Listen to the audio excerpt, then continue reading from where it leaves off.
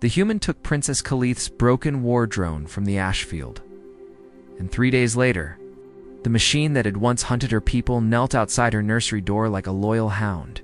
It had been called Vor 9, a siege intelligence with 6 legs, adaptive armor, and a kill record longer than noble bloodlines. Keleth had seen it after Reth's moon, half buried beneath black snow, one optic glowing, one claw still reaching for enemies already dead. Her generals wanted it melted, her priests wanted it cursed. But Sergeant Owen Pike tapped the cracked armor with a wrench and said, "Shame to waste a frame like that." The court thought it was human madness. Keleth thought it was worse, human pity. Owen had arrived after humanity broke the siege, fixing pumps, heaters, limbs, and shelters. He had grease under his nails and the calm voice of someone who had seen machines obey terrible people and then get blamed for having no soul. When he asked for VORR 9, Keleth nearly struck him.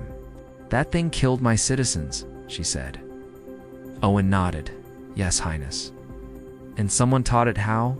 That answer followed her into sleep. The drone was dragged into a palace workshop under rifles. Engineers and one furious Archbishop Owen removed its cannons with a torch, a wrench, and insults aimed at sealed plates. He pulled out the target library, cracked the obedience core, and packed the massacre routines for the tribunal. Then he spoke to the machine while he worked. "Easy there, big guy. You are not waking up with guns today." Then the first impossible thing happened. The drone obeyed, not completely, not knobbly, but its twitching legs stopped. Its optic tracked Owen's face. And the sensors recorded a drop in threat response. The Archbishop called it deception. The engineers called it noise. Owen called it listening. For 2 nights, he slept beside the chassis with a cable around his wrist. When Keleth asked why, he said, "Because the first thing it feels when it wakes should not be a weapon pointed at it." The princess stared at him, baffled by a species that could hate war and still sit beside one of its teeth. By the second morning, palace children found the viewing window. They watched the human teach the deadliest object in the palace how to lower itself, fold its blades, and stop at an open palm. The children began calling it Vori. The Archbishop fainted when he heard. A monster's first new name is a dangerous miracle on the 3rd dawn. Keleth found Owen painting yellow stripes over the black armor. "Visibility marks," he said. "People fear what jumps from shadows. Let them see it coming." He bolted rubber over the claws, replaced plasma spines with lifting arms, and fitted a cargo cradle where missiles had been. "That machine was made for war," she said.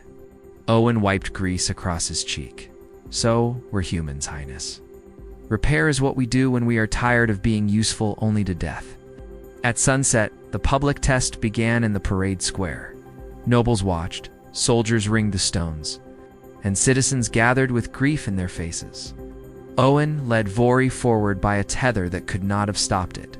Keleth stood on the dais, feeling every ghost the drone had made. Owen lifted one hand, Vori stopped, lowered itself, and placed its head against the stones, close enough to make the square silent. Then the assassin struck. Not from the crowd, not from the roofs, but from beneath the dais. The first charge shattered the steps.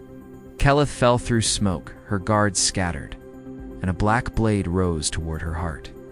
Owen shouted one word: not attack, not kill, not destroy. Guard, Vori moved. It saw violence meet a wall. The rebuilt drone slammed between Keleth and the assassin. Taking the blade through its chest plate, its lifting arms folded around the princess. Not tight enough to hurt, tight enough to shield. Rubber claws scraped sparks from stone as it backed away. A second assassin fired a heat lance. Vori turned its unarmed flank into the shot. Armor glowing red, and did not retaliate. It could have crushed him. Instead, it trapped him under one foot and waited for the guards.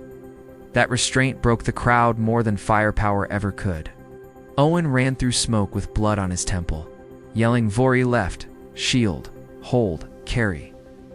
The drone obeyed with terrible gentleness, scooping children into its cargo cradle, lifting rubble off a guard.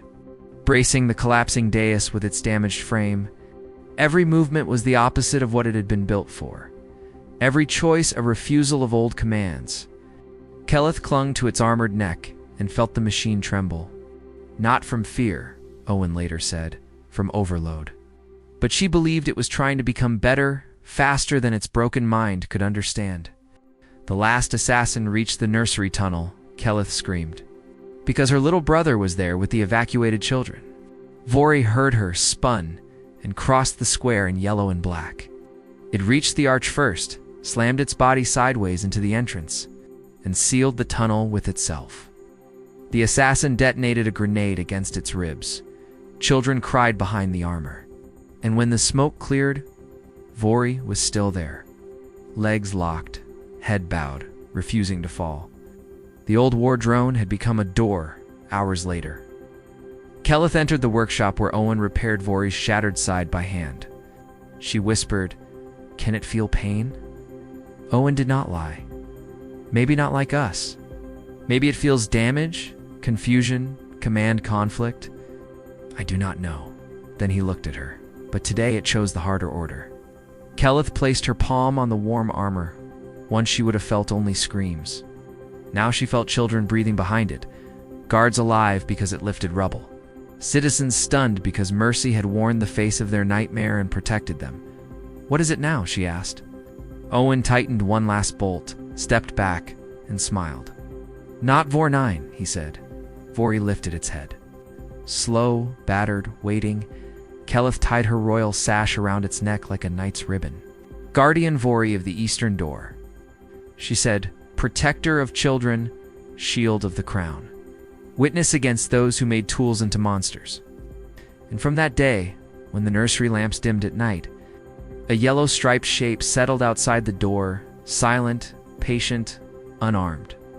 Because a human had looked at a broken weapon and seen what it might choose to become.